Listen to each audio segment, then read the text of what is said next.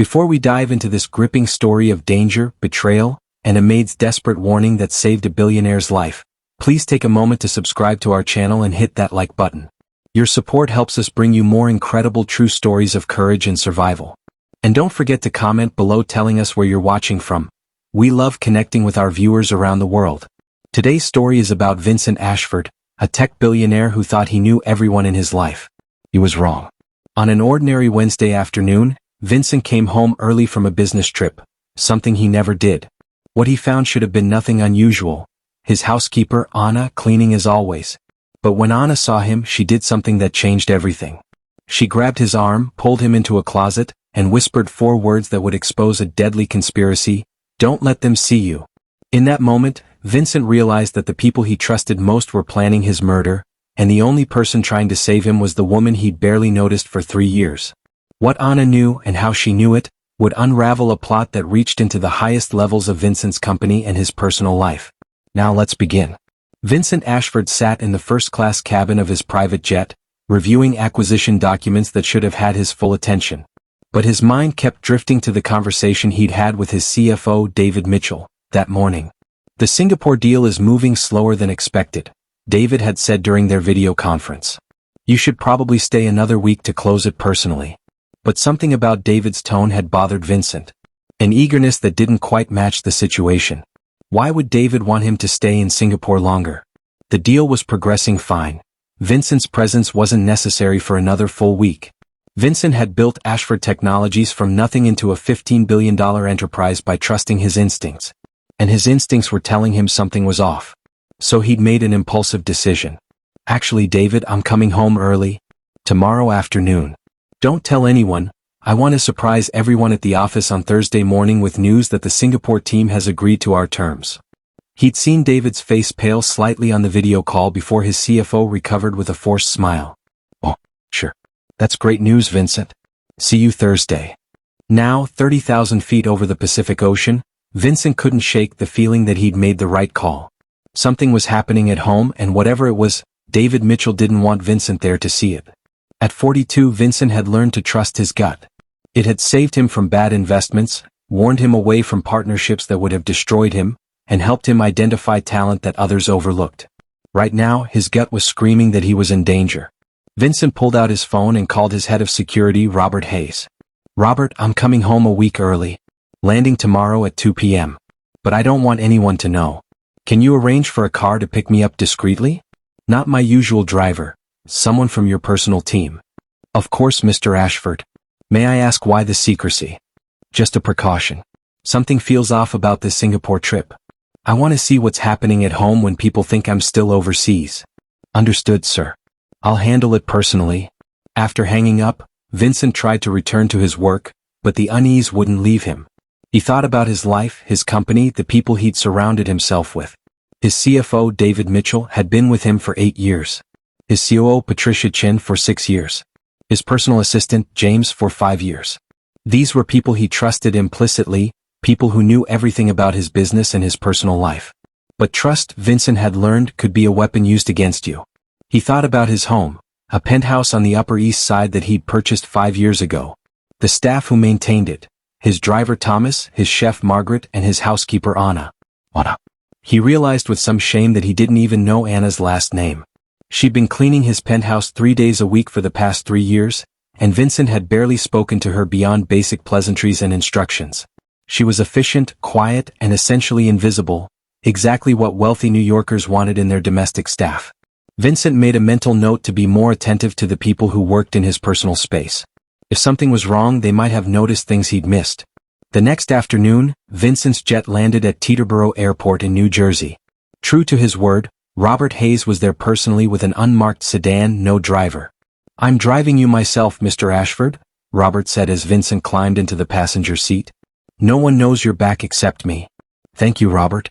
Any unusual activity at the office or my home?" "Nothing obvious. Though I should mention, your CFO David Mitchell has been at your penthouse twice in the past week. According to the building's security logs, he visited on Monday evening and again yesterday afternoon." Vincent felt his stomach tighten. "David was at my home? Why?" "The logs say he was picking up documents you'd left there." Your assistant James accompanied him both times. I didn't leave any documents at home, Vincent said slowly. And I certainly didn't authorize David to access my penthouse. That's what concerned me, Robert said. I was going to mention it to you when you return next week.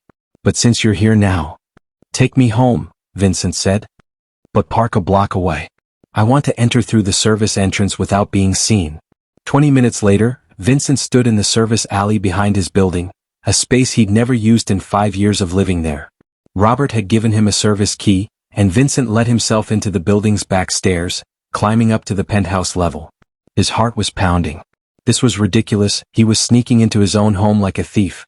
But the feeling of wrongness had only intensified since Robert's revelation about David's unauthorized visits. Vincent reached the service door to his penthouse and carefully unlocked it, opening it as quietly as possible. The door led directly into the kitchen, which should be empty at 2:30 p.m. Margaret the chef wouldn't arrive to prepare dinner until 5 p.m. But as Vincent stepped into his kitchen, he heard voices coming from his living room. Male voices speaking in hushed but urgent tones. Vincent froze. Someone was in his penthouse. Multiple people, from the sound of it. He was about to step forward to confront them when a hand suddenly grabbed his arm and pulled him sideways into the large pantry closet off the kitchen. Vincent nearly shouted in surprise, but another hand clamped over his mouth. "Shh. Don't let them see you," a female voice whispered urgently in his ear. Vincent's eyes adjusted to the dim light of the pantry, and he found himself face to face with Anna, his housekeeper. Her dark eyes were wide with fear, and she was trembling as she held him in the closet. "Anna?" Vincent whispered when she removed her hand from his mouth. "What's going on? Who's in my living room?" "Your CFO, your assistant, and 2 men I don't know," Anna whispered back, her accent, Colombian, Vincent thought, thicker than he'd ever heard it. "Mr. Ashford, they are planning to kill you. I heard them talking. That's why they thought you were still in Singapore. They are setting trap." Vincent's blood ran cold. "What? That's insane. David and James wouldn't." "Listen," Anna interrupted urgently, cracking the pantry door open just slightly. From the living room, Vincent could now hear the voices more clearly. "Confirmed, Vincent is staying in Singapore another week." That was David's voice. "That gives us time to finalize everything." "And you're sure the documents are in order?" An unfamiliar voice, gravelly and cold. "Once we do this, there's no going back. Ashford dies, the company transfers to the management committee, and we take control of the voting shares through the proxy agreements he signed." "I'm sure," David said. "Vincent signed the proxy documents last month without reading them carefully. He trusts me completely. Once he's dead, we have legal control of Ashford Technologies. The board won't be able to challenge us." "What about the accident?" James's voice now sounding nervous. "Are we sure it will look accidental?" "The brakes on his car have been modified," the unfamiliar voice said. "When he drives to the office Monday morning, because he'll drive himself, he always does on Mondays, the brakes will fail at high speed on the FDR drive. It'll look like mechanical failure. No one will suspect anything." Vincent felt like he'd been punched in the stomach. His own CFO and assistant were planning to murder him. And they'd tampered with his car. "What about the staff?" Another unfamiliar voice. "The driver, the chef, the cleaning woman, what if they notice something?" "The driver and chef are only here certain hours," David said dismissively. "And the housekeeper is here today, but she's Colombian with barely any English. She cleans and leaves. She's not a problem." In the darkness of the pantry, Vincent felt Anna stiffen with anger at David's dismissive description of her. "Besides," David continued, "even if she somehow overheard something, who would believe her? She's undocumented. If she goes to the police, she'll be deported before she can say anything useful." "Good," the gravelly voice said. "Then we proceed as planned. Ashford returns Monday, drives his car Tuesday morning, the accident happens, and by Tuesday afternoon, we're running his company. Gentlemen, we're about to become very wealthy." Vincent heard the sound of glasses clinking. They were toasting to his murder in his own living room. "We should go," James said. "We've been here long enough. If building security reviews the logs." "Relax," David said. "We're here picking up documents, remember? Completely innocent. Let's go." Vincent and Anna remained frozen in the pantry as they heard footsteps, the sound of the front door opening and closing, and then silence. They waited a full 5 minutes before Anna slowly opened the pantry door and checked to make sure the penthouse was empty. "They're gone," Anna whispered. "Mr. Ashford, are you okay?" Vincent realized he was shaking. "They're planning to kill me." David and James, people I trusted, they're planning to murder me and take my company. I know, Anna said. I heard them 2 days ago. Tuesday when they came to Penthouse. They thought I left but I was in laundry room. I heard everything, the plan to kill you, to make it look like accident, to take company. I did not know what to do. I cannot go to police, I am undocumented like they said. Police would not believe me, would deport me. So you've been carrying this alone for 2 days? Vincent asked, seeing Anna in a new light. Why didn't you try to contact me? Email, phone call, something. How? Anna asked, her voice breaking. I clean your house. I do not have your phone number, your email. I only see you sometimes when you are home and you barely speak to me. I am invisible person, Mr. Ashford. I wanted to warn you but I did not know how. And I thought you would not believe me anyway, the housekeeper accusing your CFO and assistant. Who listens to the cleaning woman? Vincent felt a wave of shame. She was right. If Anna had somehow managed to contact him with this story, would he have believed her? Or would he have dismissed her concerns, maybe even fired her for making such serious accusations against his trusted executives? I'm listening to you now, Vincent said. And I believe you. Anna, you probably just saved my life. If I'd come home Monday as planned, if I'd driven my car Tuesday morning, I'd be dead. What do we do now? Anna asked. They will know soon that you came home early. Building security has cameras, has logs. They will know you are here. You're right, Vincent said, his mind racing. I need to think. I need evidence. And I need to make sure my car doesn't kill me even if I do have to drive it. He pulled out his phone and called Robert Hayes again. Robert, I need you to do something urgently and quietly. My car. I need you to have it inspected for tampering. Specifically the brakes. Don't tell anyone why, don't let anyone see you doing it. Can you arrange that in the next hour? Absolutely, sir. I'm on it. Next, Vincent called his lawyer, Elizabeth Warren, no relation to the senator. Elizabeth, I need you to pull all the documents I've signed in the past 6 months. Particularly anything signed by David Mitchell or James Park. I need to review them immediately. Vincent, is something wrong? Potentially very wrong. Can you have everything delivered to my apartment within 2 hours? Of course. I'll bring them personally. After hanging up, Vincent turned to Anna, who was watching him with worried eyes. Anna, I need to ask you something. Will you testify to what you heard? I know you're worried about your immigration status, but what you witnessed, it's attempted murder, conspiracy. Your testimony could be crucial. Anna hesitated, fear clear on her face. Mr. Ashford, if I testify, immigration will find out about me. I will be deported back to Colombia. My daughter is here in school. My mother lives with me, she is sick, needs treatment. If I am deported, I lose everything. I understand, Vincent said. But Anna, these men are planning to kill me. And if they succeed, they'll control a $15 billion company. There's no telling what they might do with that much power and money. I need your help. Anna closed her eyes, clearly wrestling with the decision. Finally, she opened them and nodded. Okay, I testify. But Mr. Ashford, you must promise, if I help you, you help me? Help me with immigration papers, help me stay in this country with my daughter and mother. I promise, Vincent said without hesitation. Anna, if you help me stop these people, I'll make sure you never have to worry about deportation again. I'll get you the best immigration lawyer in New York. We'll get you legal status. You have my word. Anna nodded, tears streaming down her face. Okay, I will help. I will tell police everything I heard. Over the next 3 hours, Vincent's penthouse became a command center. Robert Hayes returned with devastating news. Vincent's car had indeed been tampered with. The brake lines had been precisely cut in a way that would cause complete brake failure after approximately 15 minutes of normal driving. Just enough time for Vincent to get on the FDR drive at high speed. This is professional work, Robert said grimly. Whoever did this knew exactly what they were doing. Mr. Ashford, if you'd driven this car, you would have died. Elizabeth Warren arrived with boxes of documents, and Vincent spent an hour reviewing everything he'd signed recently. What he found made him sick. Buried in a stack of routine paperwork were 3 documents he'd signed without careful review. Documents that David had assured him were standard corporate governance updates. In reality, they were proxy agreements that gave David and the management committee control of Vincent's voting shares in the event of his death or incapacitation. These are legal, Elizabeth said, her face pale. Vincent, if you die, David Mitchell and the management committee immediately control 51% of Ashford Technologies.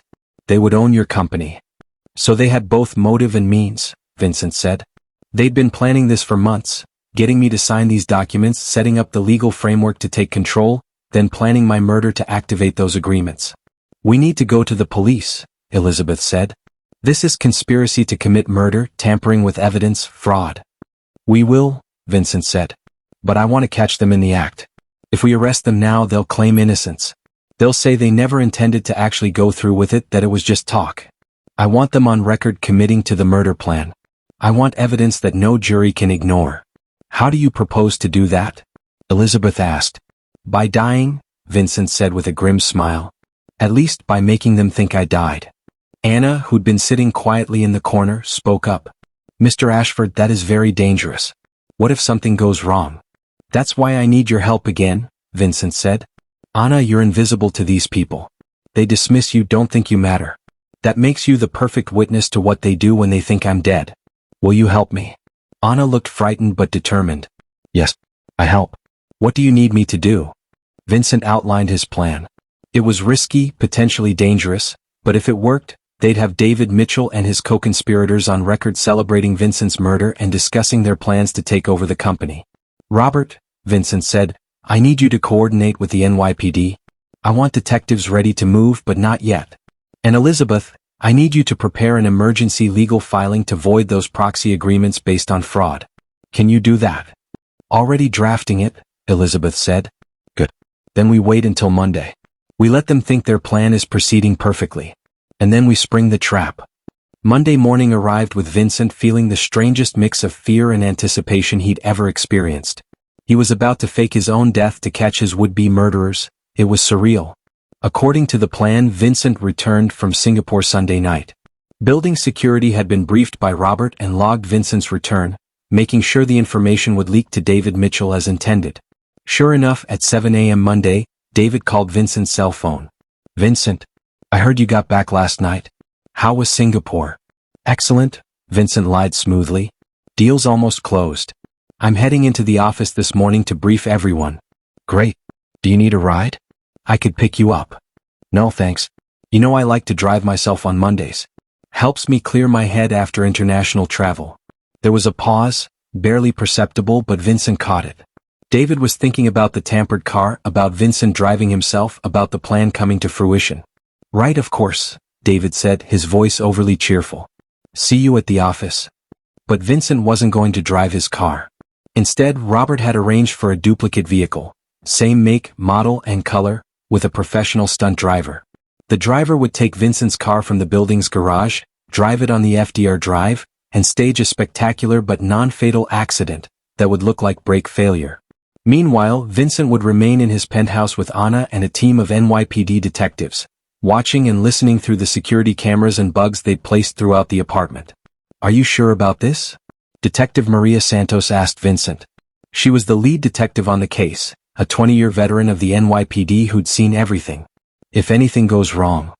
Nothing will go wrong, Vincent said with more confidence than he felt. Anna, you remember what to do? Anna nodded nervously.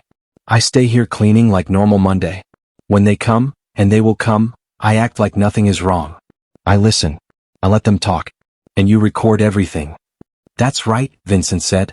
They'll come here to secure documents or control the situation. And when they do, we'll have them on tape confessing to everything. At 8:30 a.m., the stunt driver took Vincent's car from the garage. Vincent, Anna, and the detectives watched on monitors as the car drove normally through Manhattan traffic, then onto the FDR drive. At 8:47 a.m., on a curved section of the highway, the driver executed the planned accident. He steered the car toward the concrete barrier, braked with the backup brakes that had been installed, and collided with the wall at a controlled speed that crushed the front of the vehicle dramatically but left the driver safe. From multiple angles, police cameras, news helicopters that had been tipped off anonymously, it looked like a horrific high-speed accident. It looked fatal. Within minutes, Vincent's phone began ringing. David, James, other executives. Vincent ignored them all, letting the calls go to voicemail. Give them an hour, Detective Santos said. Let them process what they think happened. Then they'll make their move. Sure enough, at 10:15 a.m., building security called up to Vincent's penthouse. Anna answered. Miss Anna? This is security. We have Mr. Mitchell and Mr. Park here. They say they need to access Mr. Ashford's penthouse to retrieve important documents. Anna looked at Vincent, who nodded. She pressed the intercom button. Okay, I let them up. Places everyone, Detective Santos whispered to her team. The detectives hid in Vincent's bedroom and office, leaving Anna alone in the living room with the recording equipment concealed in various locations. 2 minutes later, David Mitchell and James Park entered the penthouse using James's key card. They found Anna dusting the bookshelves as if it were any normal Monday. Anna, David said with false sympathy. Have you heard? There was a terrible accident this morning. Mr. Ashford, he's dead. Anna's eyes widened convincingly, and Vincent, watching from his hidden position, was impressed by her acting. What? No. Mr. Ashford, he dead? I'm afraid so, James said. His car crashed on the FDR Drive. The police are saying it was brake failure. Anna made the sign of the cross. This is terrible. So terrible. Yes, it is, David said, but Vincent could hear the barely suppressed excitement in his CFO's voice. Anna, we need to secure some documents from Mr. Ashford's office. Corporate matters that need immediate attention. You understand? Yes, of course, Anna said, stepping back. I go clean kitchen, let you work. Actually, Anna, David said, and his tone changed, became harder. I think you should go home. We'll be here for a while and we don't need you getting in the way. But it's only 10:30, Anna protested, playing her part perfectly. I not finished cleaning. I said go home, David repeated, his voice now openly hostile. Take the rest of the day off. Paid, of course. Go. Anna gathered her things and left, but not before giving Vincent a quick glance at the hidden camera. She'd done her part. Now it was up to David and James to incriminate themselves. Vincent watched through the camera feeds as Anna left the building. The plan was for her to circle back and rejoin the police team through the service entrance. Meanwhile, David and James stood in Vincent's living room, and their entire demeanor changed the moment they believed they were alone. Holy shit, it actually worked, James said, his voice filled with disbelief and excitement. David, Vincent is dead. We actually did it. Keep your voice down, David hissed, but he was smiling. Yes, it worked. The brake modification was perfect. Tragic accident, no suspicion, just like we planned. So the company is ours now? James asked. The proxy agreements kick in? Already in effect, David confirmed. I've been on the phone with our lawyers all morning. As of Vincent's death, the management committee has voting control of 51% of Ashford Technologies. We own the company, James. We fucking own it. What about the board? James asked. Won't they fight us? Let them try, David said. We have legal documentation signed by Vincent himself giving us control. They can't override his own agreements. By the end of the week, we'll have replaced the board members who don't fall in line. By the end of the month, Ashford Technologies will be unrecognizable. What's the first move? James asked. We sell, David said simply. I've already been in talks with Pacific Ventures. They'll buy the company for $20 billion, up from its current $15 billion valuation. We get $5 billion split among the management committee. Even after dividing it, that's over $1 billion each. Vincent felt cold rage wash over him. They weren't just planning to steal his company, they were planning to sell it to competitors, destroying everything Vincent had built. Jesus, James said. $1 billion. I can't believe this is real. Believe it, David said. Vincent Ashford was a brilliant entrepreneur, but he was naive about people. He trusted too easily, didn't pay attention to the details. He signed documents I put in front of him without reading them carefully. He let us have access to his car, his home, his company. He made this easy. What about the driver? The chef? The housekeeper? James asked. What if they know something? They know nothing, David said dismissively. The driver just drives. The chef just cooks. And the housekeeper, come on. She barely speaks English. She's nobody. Even if she heard something, who would believe her? She's an undocumented immigrant. One call to IC and she disappears. From his hidden position, Vincent saw Anna return and slip into the bedroom where the detectives were waiting. Her face was tight with controlled anger at David's dismissive comments. Detective Santos looked at Vincent. We have enough, she whispered. Confession to murder, conspiracy to defraud, everything we need. Wait, Vincent said. I want to hear more. I want them to implicate anyone else involved. For the next 30 minutes, Vincent and the police listened as David and James discussed their entire plot. How they'd planned it for over a year, how they'd recruited two professional criminals to tamper with the car, how they'd carefully manipulated Vincent into signing the proxy documents, how they planned to sell the company and split the profits. They even discussed what to do about board members who might object, discussing plans to intimidate or buy them off. It was a complete confession recorded on multiple devices with multiple witnesses. Finally, Detective Santos nodded to her team. That's enough. Let's move. Vincent emerged from his hiding place, walking into his living room where David and James were still talking, still celebrating their successful murder of him. Actually, gentlemen, Vincent said, I think you celebrated a little too soon. The effect was electric. David and James spun around, their faces going from triumph to shock to terror in a matter of seconds. Vincent? David whispered, his face white. But the crash was staged, Vincent said coldly. With the help of the NYPD, who've been listening to every word you've said for the past 30 minutes. David, James, you're under arrest for conspiracy to commit murder, fraud, and a whole list of other charges. Detective Santos and her team emerged from their hiding places, guns drawn. David Mitchell, James Park, you're under arrest. You have the right to remain silent. As the detectives read them their rights and handcuffed them, David looked at Vincent with a mixture of rage and disbelief. How did you know? Who warned you? The person you dismissed as nobody, Vincent said. The housekeeper you thought couldn't possibly matter. Anna heard your entire plan 2 days ago when you came to my apartment. She warned me, saved my life, and helped gather the evidence to put you in prison. Anna emerged from the bedroom, and David's face registered recognition and then fury. You fucking. Watch your mouth, Detective Santos said sharply. You're in enough trouble without adding threats to a witness. As the detectives led David and James away in handcuffs, Vincent turned to Anna, who was trembling with the aftermath of adrenaline. You did it, Vincent said. Anna, you were incredible. Your acting was perfect. I was so scared, Anna admitted. When they told me to leave, I thought maybe the plan was failing. But you stayed calm, did exactly what we needed, Vincent said. Anna, I owe you my life. Literally. If you hadn't warned me, if you hadn't had the courage to testify despite your fears about deportation, I would be dead right now. You promised to help me, Anna said quietly. With immigration papers. Did you mean it? Absolutely, Vincent said. In fact, I've already started the process.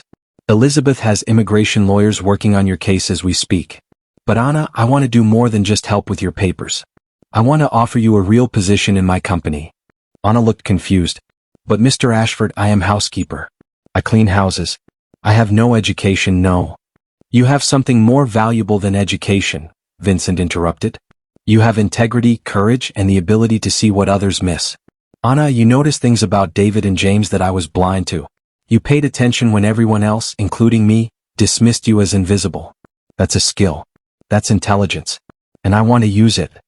What kind of position? Anna asked hesitantly. I'm creating a new role, Director of Corporate Intelligence. Your job would be to observe, to listen, to notice the things that executives miss because they're too focused on spreadsheets and presentations.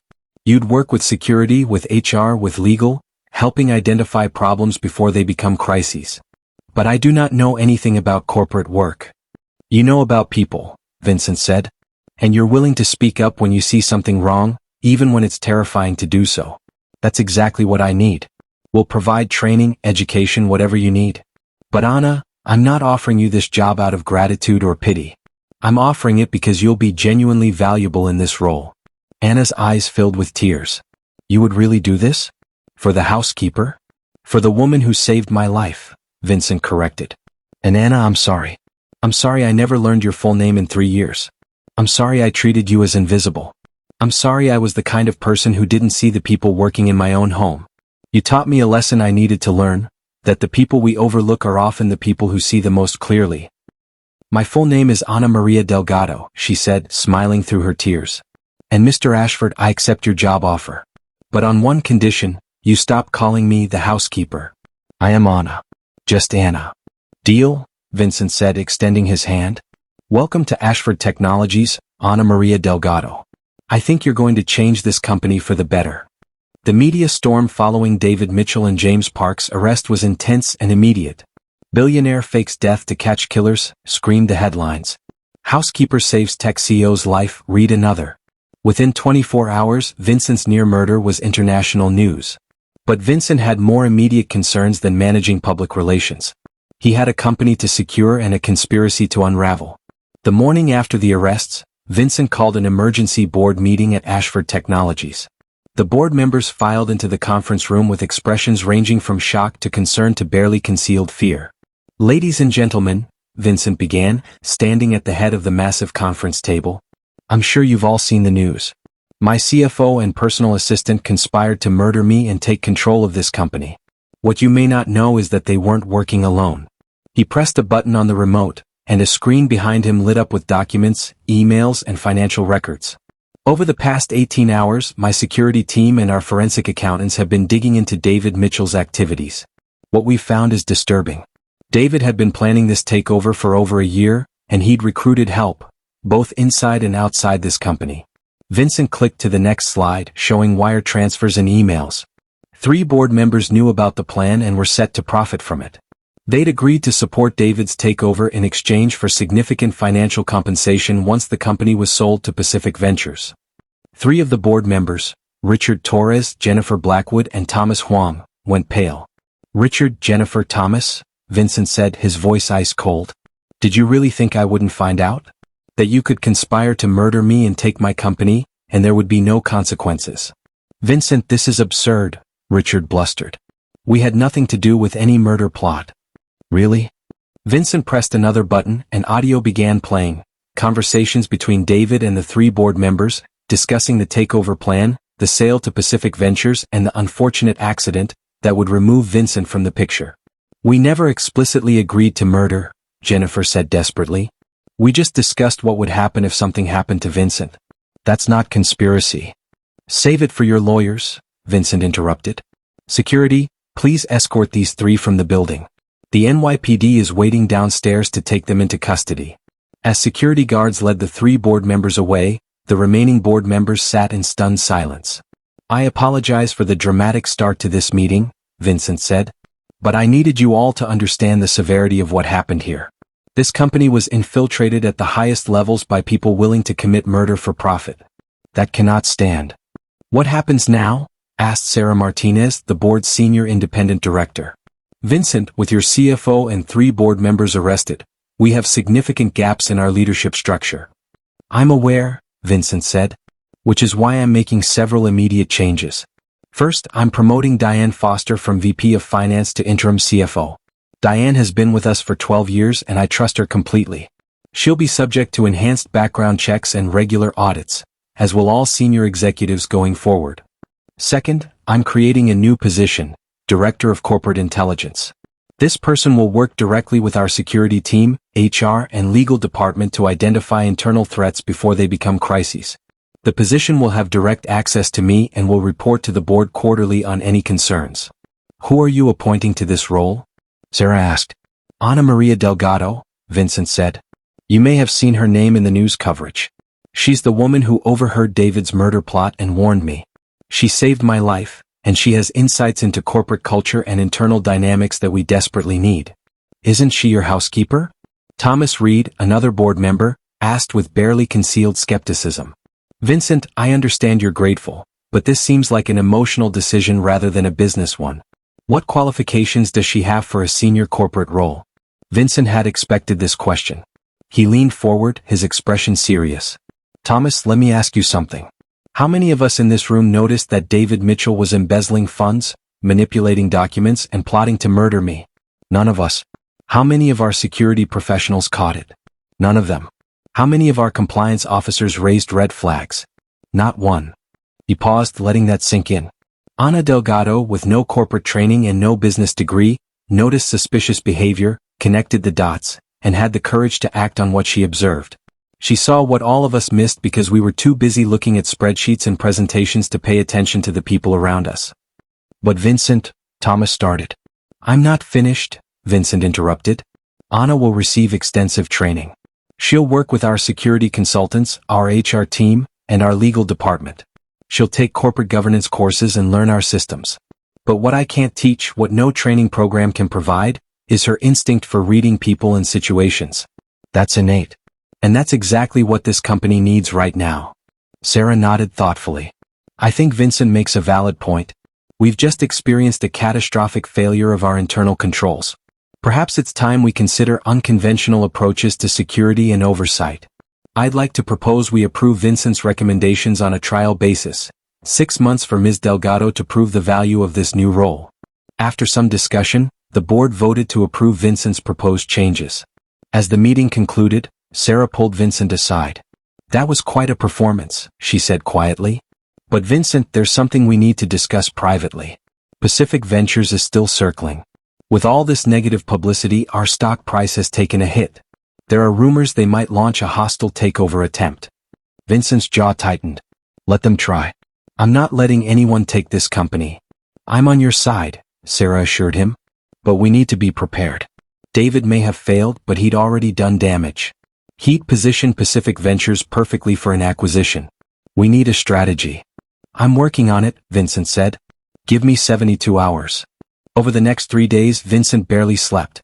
He worked with Diane Foster and a team of forensic accountants to untangle David Mitchell's financial manipulations.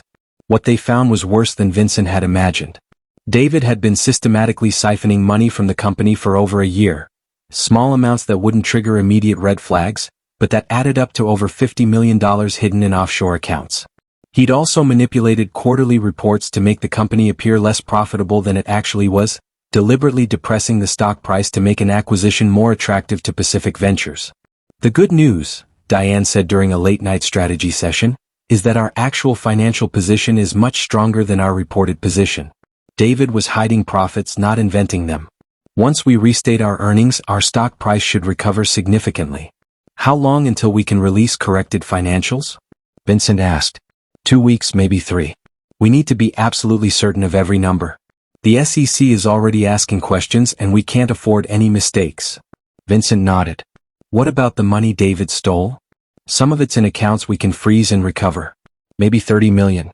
The rest? It's going to be complicated. He moved it through multiple jurisdictions. It could take years to recover it all if we ever do." "Start the process," Vincent said. "I want every dollar David Mitchell stole returned to this company and its shareholders." While Diane worked on the financial cleanup, Vincent turned his attention to Pacific Ventures. He reached out to contacts throughout the industry, gathering intelligence on their acquisition strategy and financial position. What he learned was troubling. Pacific Ventures had been acquiring smaller tech companies aggressively over the past 2 years, using leveraged buyouts funded by a consortium of private equity firms. They were overextended financially, but they'd convinced their backers that acquiring Ashford Technologies would be transformative, giving them access to Vincent's proprietary AI algorithms and cloud infrastructure patents.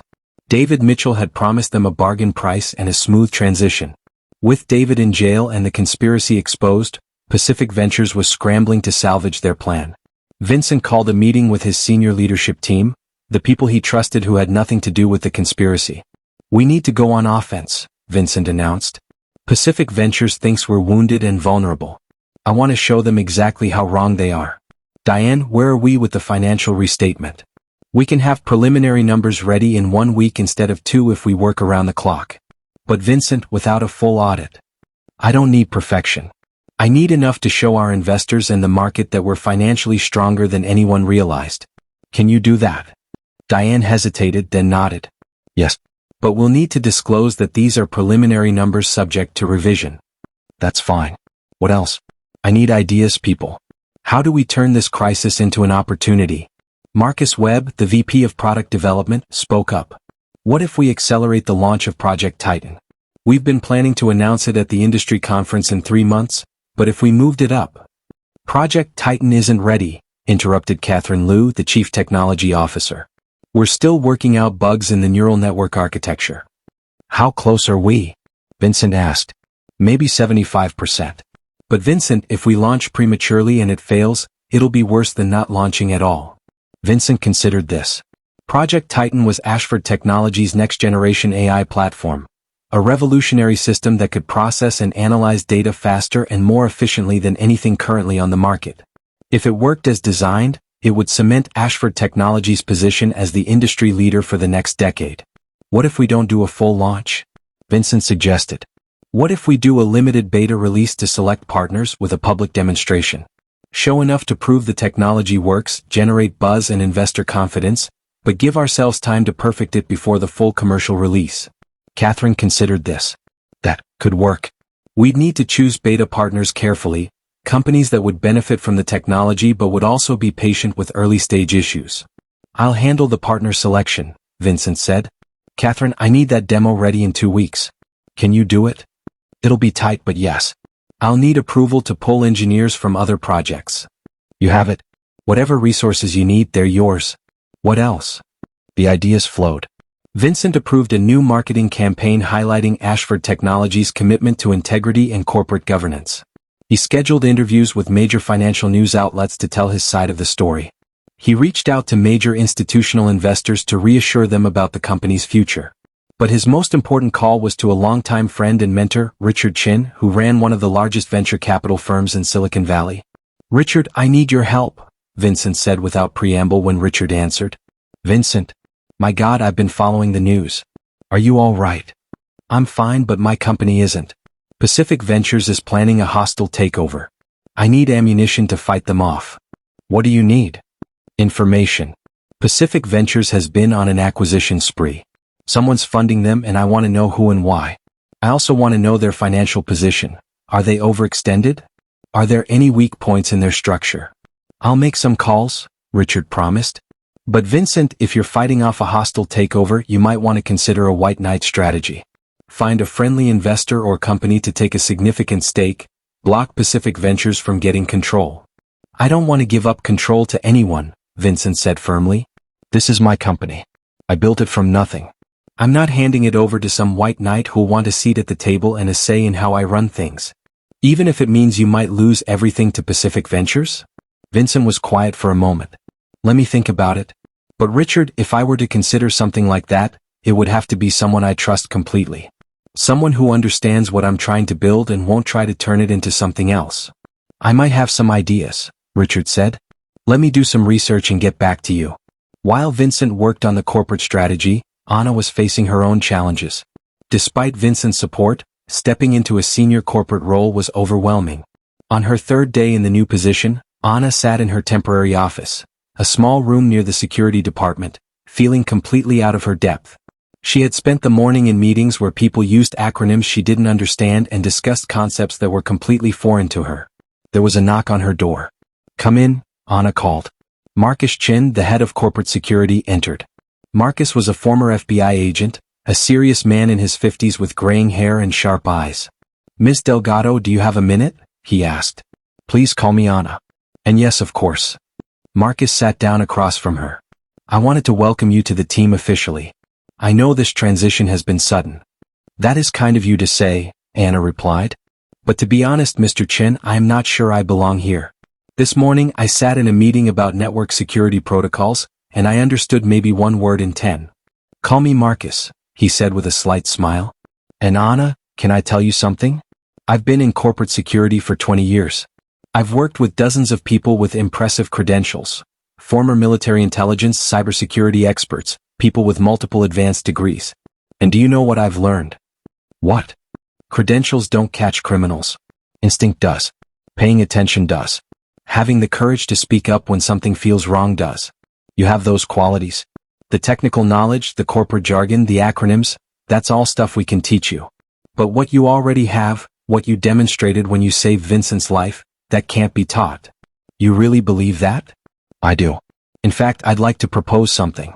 Instead of throwing you into corporate meetings you're not ready for, what if you worked directly with me for the next few months? Shadow my team, learn how corporate security actually works from the ground up. We'll teach you the technical aspects, but more importantly, we'll help you develop the framework to apply your natural instincts in a corporate context. Anna felt a wave of relief. Yes, I would like that very much. Good. Let's start now. I want to show you something. Marcus pulled out a laptop and opened a file. These are security camera feeds from various locations in the building. I'm going to show you footage from the week before David Mitchell's arrest. I want you to watch and tell me what you see.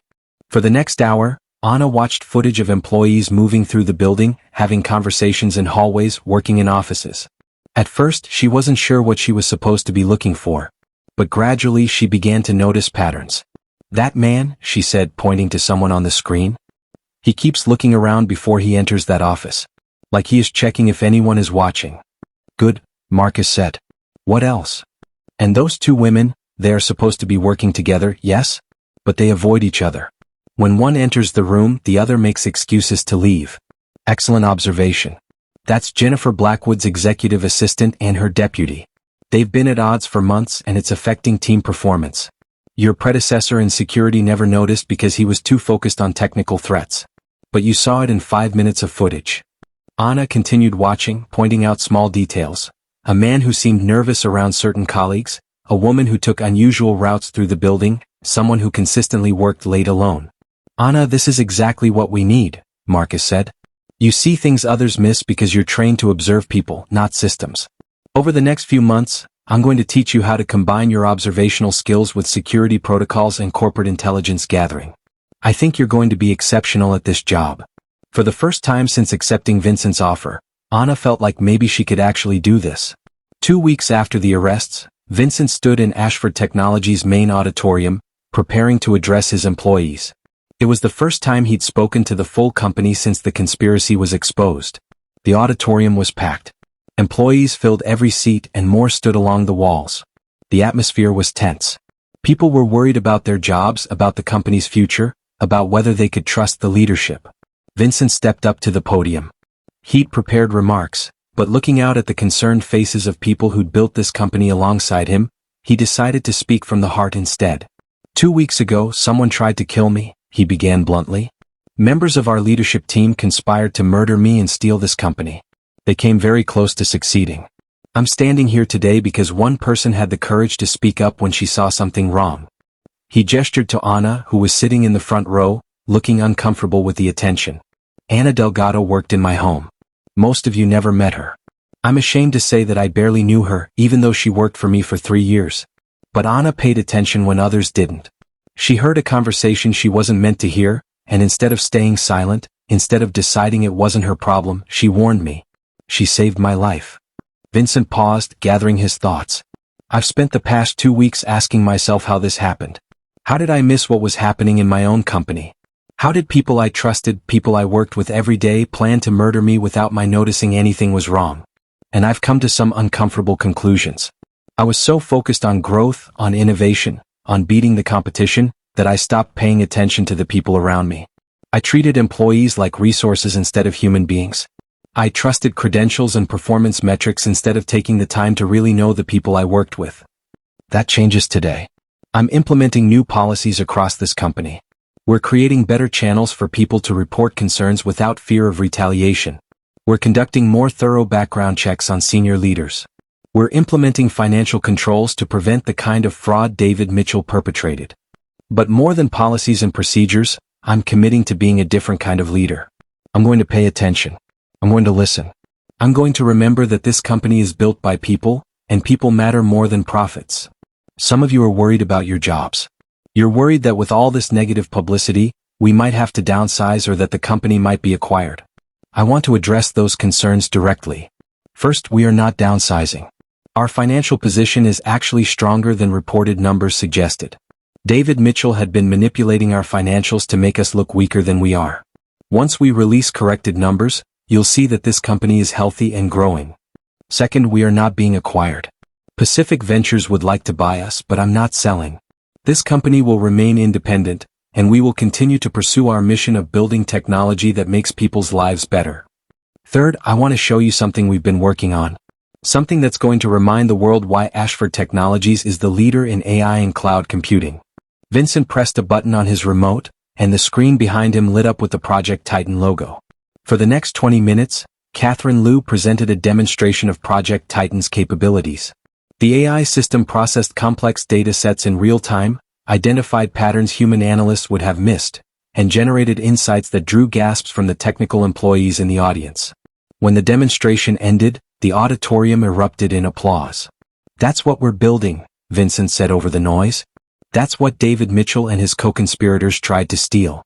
But they failed. We're still here, we're still innovating, and we're going to launch Project Titan in 3 months and show the world what this company is capable of. I know some of you are still scared. That's understandable. But I want you to know that I am committed to this company and to every person who works here. We're going to get through this together. and we're going to come out stronger. As Vincent left the stage, employees approached him, not with corporate questions but with personal words of support. He realized he'd never had conversations like this with most of these people. He'd been so isolated in his executive suite that he'd lost touch with the people who actually made the company run. That evening, Vincent returned to his apartment for the first time since faking his death. The place felt different now. He couldn't walk through his living room without thinking about David and James celebrating his murder. He found Anna in the kitchen where she was training her replacement housekeeper, a young woman named Maria. "Anna, you don't have to do this," Vincent said. "You're not the housekeeper anymore." "I know," Anna replied. "But Maria is new to this country like I once was. She is nervous and needs help. Is this okay?" "Of course it's okay," Vincent said. "Anna, can we talk for a minute?" They moved to Vincent's office and Vincent closed the door. "I wanted to thank you again," Vincent began. "I know I've said it before, but I don't think you understand how much you've changed my life. Not just by saving it but by teaching me something I needed to learn." "What is that?" Anna asked. "That the people we overlook are often the people we need most. Anna, I built a billion-dollar company, but I was blind to what was happening right in front of me.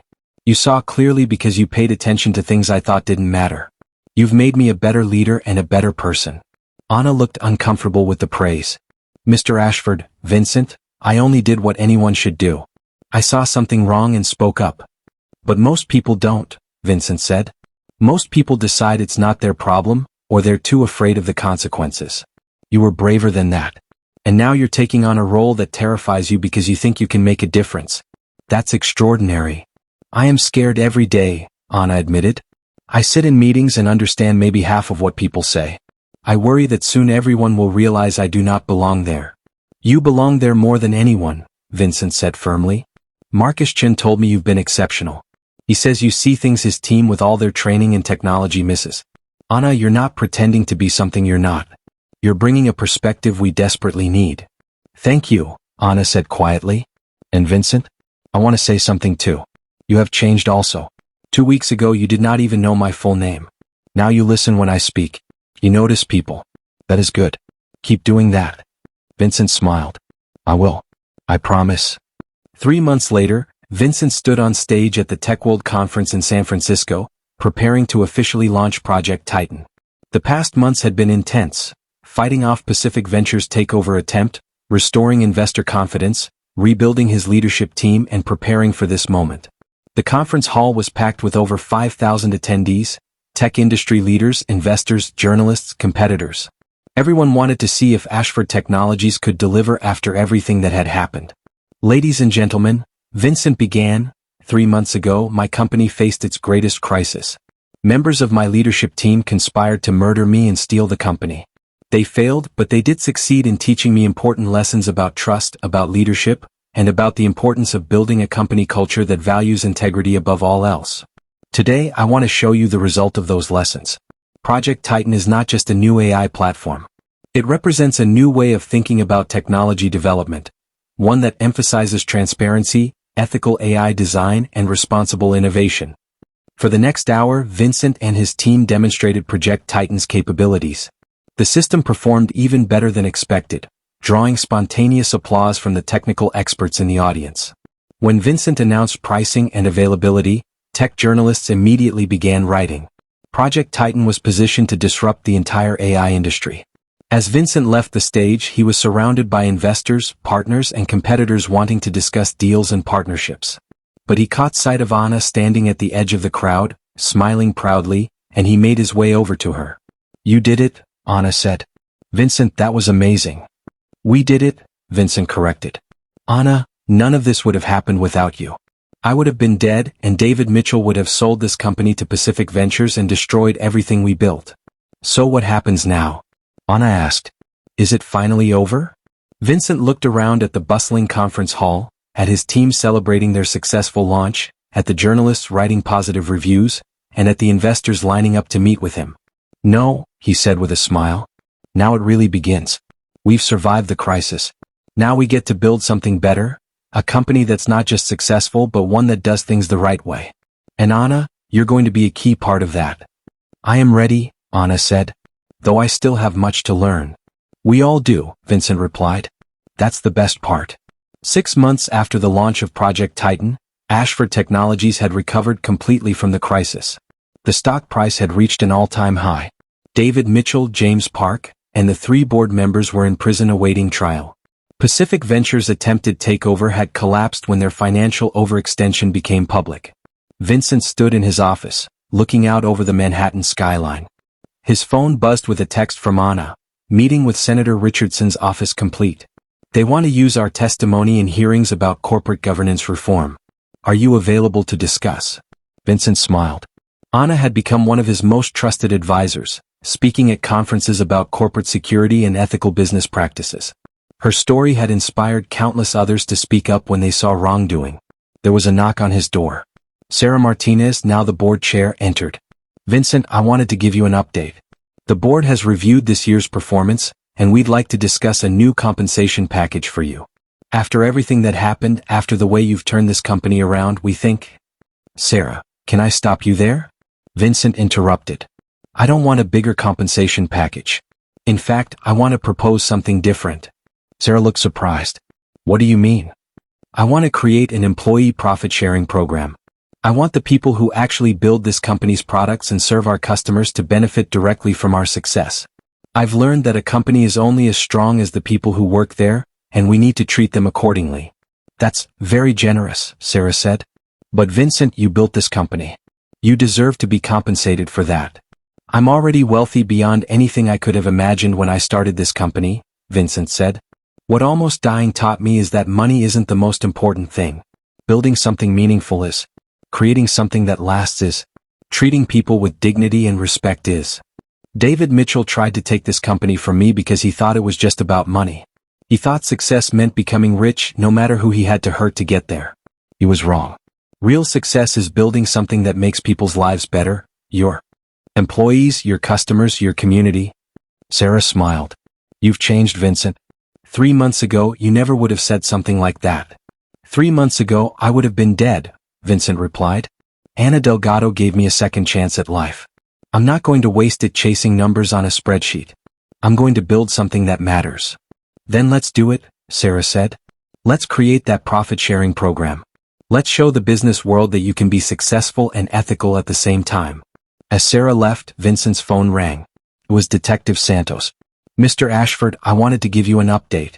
David Mitchell's trial date has been set. The DA is confident of a conviction.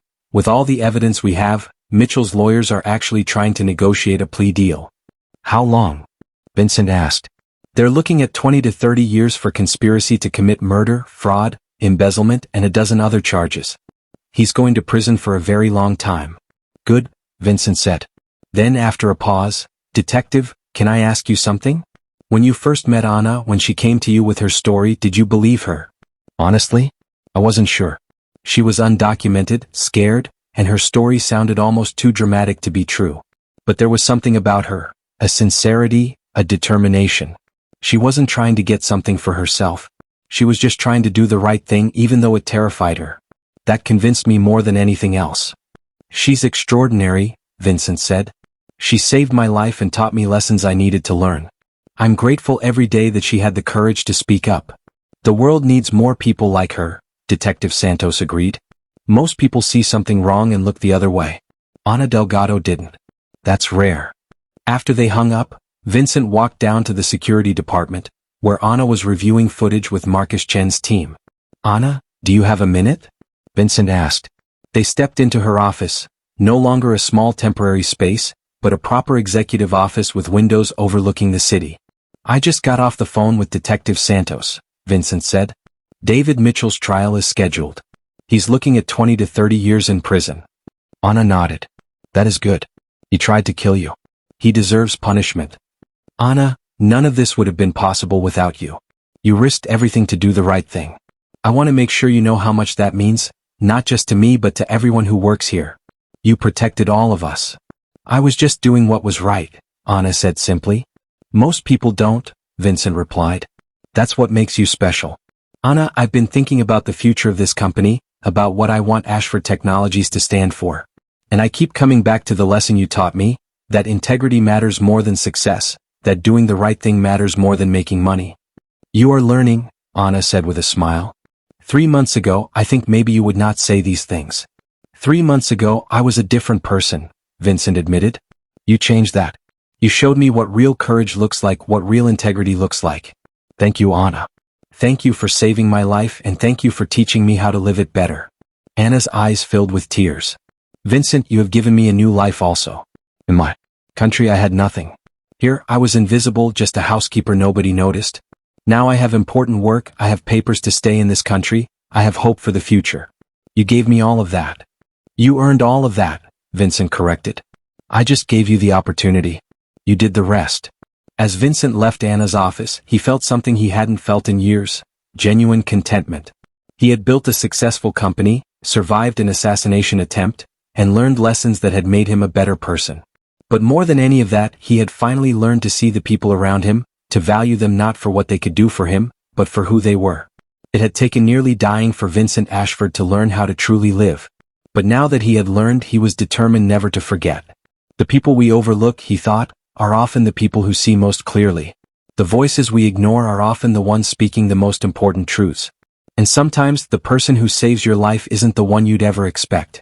Sometimes it's just Ana Maria Delgado, a housekeeper who paid attention when no one else did, who spoke up when it mattered most, and who reminded a billionaire that real wealth isn't measured in dollars, it's measured in integrity, courage, and the willingness to do what's right no matter the cost.